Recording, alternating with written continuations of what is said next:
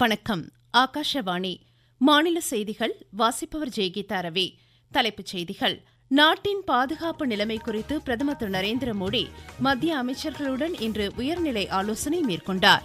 இஸ்ரோவின் 10 செயற்கைக்கோள்கள் 24 மணி நேரமும் கண்காணிப்பு பணிகளை மேற்கொண்டுள்ளதாக மத்திய அரசு தெரிவித்துள்ளது. தேசத்தின் சுகாதார கட்டமைப்பில் செவிலியர்களின் பங்கு இன்றியமையாதது என்று மத்திய சுகாதாரத்துறை அமைச்சர் திரு ஜே.பி. நட்டா பாராட்டியுள்ளார்.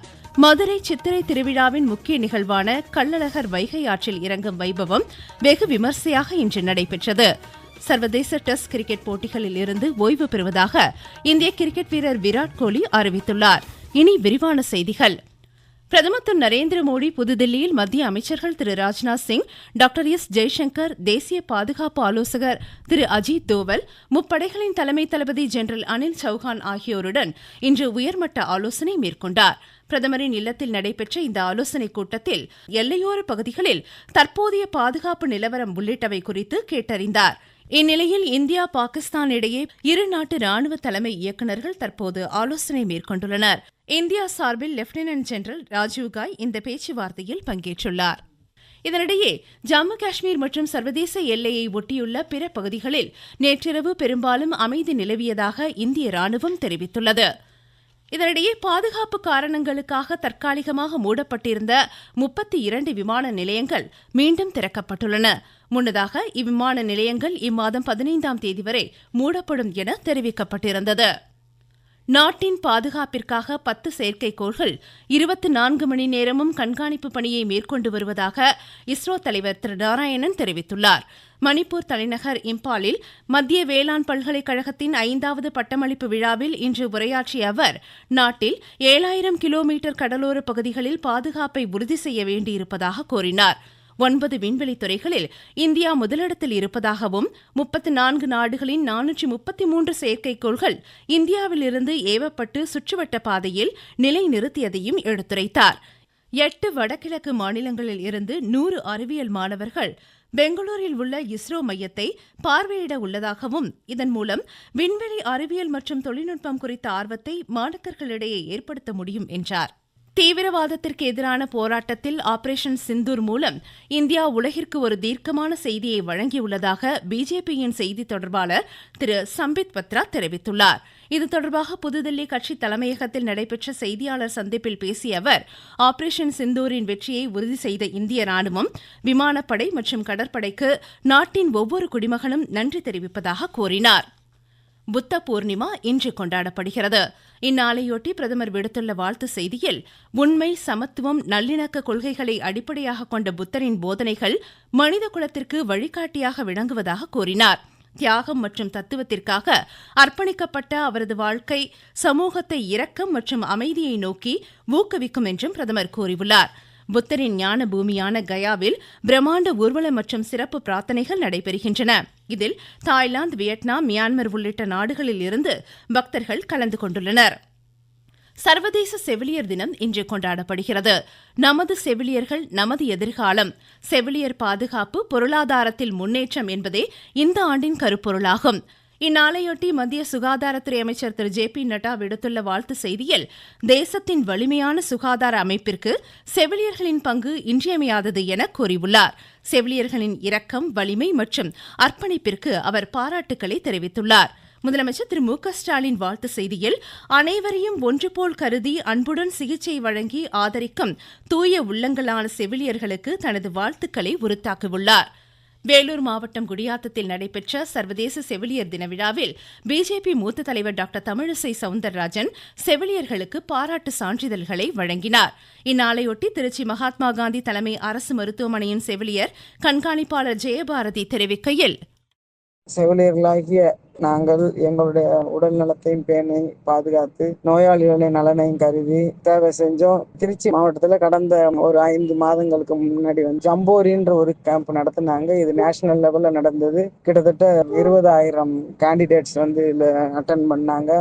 ரொம்ப திறம்பட தேவை செஞ்சோம். இத்தினத்தையொட்டி தஞ்சை அரசு மருத்துவமனையில் பணியாற்றும் செவிலியர்கள் பிளாரன்ஸ் நைட்டிங்கேல் அம்மையார் புகைப்படத்திற்கு மலர் தூவி மரியாதை செலுத்தியதுடன் உறுதிமொழி ஏற்றுக் கொண்டனர். நீங்கள் கேட்டுக்கொண்டிருப்பது ஆகாஷவாணியின் மாநில செய்தி அறிக்கை. மதுரை அருள்மிகு மீனாட்சி சுந்தரேஸ்வரர் திருக்கோவில் சித்திரை திருவிழாவின் முக்கிய நிகழ்ச்சியான கள்ளழகர் வைகை ஆற்றில் இறங்கும் வைபவம் இன்று காலை வெகு விமர்சையாக நடைபெற்றது. ஸ்ரீவில்லிபுத்தூர் ஆண்டாள் சூடிக் கொடுத்த மாலையை ஏற்றுக்கொண்டு பச்சை பட்டுடுத்தி தங்க குதிரை வாகனத்தில் எழுந்தருளிய கள்ளழகரை வீரராகவ பெருமாள் எதிர்கொண்டு வரவேற்றார். இதுகுறித்து எமது செய்தியாளர். மதுரையில் பிரசித்தி பெற்ற அருள்மிகு கள்ளழகர் திருக்கோவில் சித்திரை திருவிழாவின் முக்கிய விழாவான வைகை ஆற்றில் கள்ளழகர் இறங்கும் வைபவம் இன்று கோலாகலமாக நடைபெற்றது. இதையொட்டி கண்டாங்கி பட்டுடுத்தி கையில் நேரி கம்புடன் கள்ளழகர் திருக்கோலத்தில் தங்க பல்லக்கில் அழகர் கோவிலிருந்து புறப்பட்ட கள்ளழகர் வழிநெடுகிலும் உள்ள மண்டபப்படிகளில் எழுந்தருளி பக்தர்களுக்கு அருள்பாலித்தார். இன்று அதிகாலை ஸ்ரீவில்லிபுத்தூர் ஆண்டாள் சூடி கொடுத்த மாலையை ஏற்றுக்கொண்டு தங்க குதிரை வாகனத்தில் பக்தர்கள் புடைசூழ வைகை கரை வந்தடைந்தார். அங்கு கள்ளழகரை வீரராக பெருமாள் எதிர்கொண்டு வரவேற்க தங்க குதிரை வாகனத்தில் கள்ளழகர் வைகை ஆற்றில் இறங்கும் விழா கோலாகலமாக நடைபெற்றது. மதுரையிலிருந்து எஸ். ரகுராஜா. முதலமைச்சர் திரு மு க ஸ்டாலின் பல்வேறு நிகழ்ச்சிகளில் பங்கேற்பதற்காக இன்று நீலகிரி செல்கிறார். இந்த பயணத்தின் போது பயனாளிகளுக்கு நலத்திட்ட உதவிகளை வழங்கும் அவர் அங்குள்ள பழங்குடியின மக்களிடம் கலந்துரையாடுகிறார். ஊட்டி அரசு தாவரவியல் பூங்காவில் 127வது மலர் கண்காட்சியை வரும் வியாழக்கிழமை முதலமைச்சர் தொடங்கி வைக்கிறார். ஜம்மு காஷ்மீர் உள்ளிட்ட நாட்டின் எல்லைப்புற பகுதிகளில் இருந்து தமிழகத்தை சேர்ந்த 197 பேர் இதுவரை பத்திரமாக மீட்கப்பட்டுள்ளதாக மாநில சிறுபான்மையினர் நலத்துறை அமைச்சர் திரு நாசர் தெரிவித்துள்ளார். சென்னை சென்ட்ரல் ரயில் நிலையத்தில் தமிழகம் திரும்பியோரை இன்று வரவேற்று பேசிய அவர் எஞ்சியுள்ளோரை அழைத்து வரும் பணிகள் முழு வீச்சில் மேற்கொள்ளப்பட்டு வருவதாக கூறினார். இதுவரைக்கும் பதிவு செய்தவங்க 227 பேர் பதிவு பண்ணாங்க. அந்த 227 பேர் பதிவு பண்ணவர்கள் இதுவரைக்கும் 197 பேர் வந்துட்டாங்க. இன்னைக்கு 35 பேர் வந்திருக்காங்க. மேலும் இருப்பவர்களை கொண்டு வருவதற்கான முயற்சிகள் மேற்கொள்ளப்பட்டிருக்கின்றன. இங்கே அழைத்து அவர்கள் இல்லம் வரைக்கும் செல்வதற்கான முயற்சிகள் மேற்கொள்ளப்பட்டிருக்கின்றன. அரசின் நலத்திட்டங்கள் தங்கு தடையின்றி பொதுமக்களை விரைந்து சென்றடைய நடவடிக்கை எடுக்கப்பட்டு வருவதாக மாநில நகராட்சி நிர்வாகத்துறை அமைச்சர் திரு கே என் நேரு தெரிவித்துள்ளார். நெல்லையில் இன்று செய்தியாளர்களிடம் பேசிய அவர் மக்களின் நலனை முக்கிய நோக்கமாக கொண்டு திட்டங்கள் நிறைவேற்றப்பட்டு வருவதாக கூறினார். முன்னதாக பாளையங்கோட்டையில் அரசின் சார்பில் 5152 பயனாளிகளுக்கு 7 கோடி ரூபாய் மதிப்பில் நலத்திட்ட உதவிகளை அவர் வழங்கினார். தொல்காப்பியர் பிறந்த நாளையொட்டி சென்னை பல்கலைக்கழகம் அருகே மெரினா கடற்கரை காமராஜர் சாலையில் அமைந்துள்ள அன்னாரது திருவுருவ சிலைக்கு கீழே வைக்கப்பட்டுள்ள திருவுருவப் படத்திற்கு மாநில செய்தித்துறை அமைச்சர் திரு மு பே சாமிநாதன் உள்ளிட்டோர் இன்று அரசின் சார்பில் மாலை அணிவித்து மரியாதை செலுத்தினர். தொடர்ந்து சித்திரை முழு நிலவு நாளை முன்னிட்டு மெரினா கடற்கரையில் கண்ணகி திருவுருவ சிலைக்கும் மாலை அணிவித்து மரியாதை செலுத்தினர். பல்கலைக்கழகம் மற்றும் கல்லூரிகளில் உதவி பேராசிரியராக பணிபுரிவதற்கான நெட் தகுதி தேர்விற்கு விண்ணப்பிக்க இன்று கடைசி நாள் என தேசிய தேர்வுகள் முகமை தெரிவித்துள்ளது. முதற்கட்ட தேர்வு அடுத்த மாதம் 21ஆம் தேதி முதல் 30ஆம் தேதி வரை நடைபெறும். தமிழ்நாட்டில் உள்ள சட்டக் கல்லூரிகளில் 5 ஆண்டு சட்டப்படிப்பிற்கான விண்ணப்ப பதிப்பு இன்று தொடங்கியது.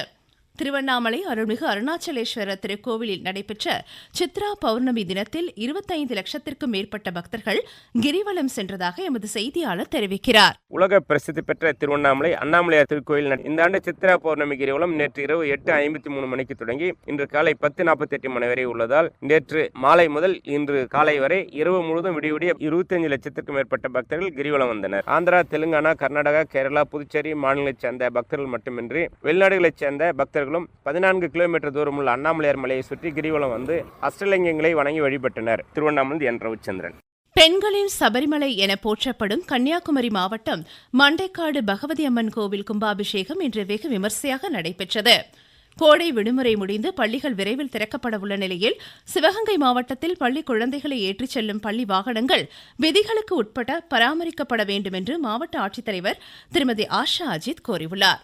சர்வதேச டெஸ்ட் கிரிக்கெட் போட்டிகளில் இருந்து தாம் ஓய்வு பெறுவதாக இந்திய கிரிக்கெட் வீரர் விராட் கோலி அறிவித்துள்ளார். இது தொடர்பாக சமூக வலைதளத்தில் அவர் வெளியிட்டுள்ள செய்தியில் சர்வதேச போட்டிகளில் தமது 14 ஆண்டுகால பயணம் முக்கியத்துவம் வாய்ந்தது என குறிப்பிட்டிருக்கிறார். ரோமில் நடைபெறும் சர்வதேச டென்னிஸ் ஆடவர் இரட்டையர் பிரிவில் இந்தியாவின் ரோஹன் போப்பண்ணா செக் குடியரசின் ஆடம் இணை குரேஷியாவின் நிக்கோலா, நியூசிலாந்தின் மைக்கேல் இணையை இன்று எதிர்கொள்கிறது. மீண்டும் தலைப்புச் செய்திகள். நாட்டின் பாதுகாப்பு நிலைமை குறித்து பிரதமர் திரு நரேந்திர மோடி மத்திய அமைச்சர்களுடன் இன்று உயர்நிலை ஆலோசனை மேற்கொண்டார். இஸ்ரோவின் 10 செயற்கைக்கோள்கள் 24 மணி நேரமும் கண்காணிப்பு பணிகளை மேற்கொண்டுள்ளதாக மத்திய அரசு தெரிவித்துள்ளது. தேசத்தின் சுகாதார கட்டமைப்பில் செவிலியர்களின் பங்கு இன்றியமையாதது என்று மத்திய சுகாதாரத்துறை அமைச்சர் திரு ஜே.பி. நட்டா பாராட்டியுள்ளார். மதுரை சித்திரை திருவிழாவின் முக்கிய நிகழ்வான கள்ளழகர் வைகை ஆற்றில் இறங்கும் வைபவம் வெகு விமரிசையாக இன்று நடைபெற்றது. சர்வதேச டெஸ்ட் கிரிக்கெட் போட்டிகளிலிருந்து ஓய்வு பெறுவதாக இந்திய கிரிக்கெட் வீரர் விராட் கோலி அறிவித்துள்ளார். இத்துடன் இந்த செய்தியறிக்கை முடிவடைந்தது.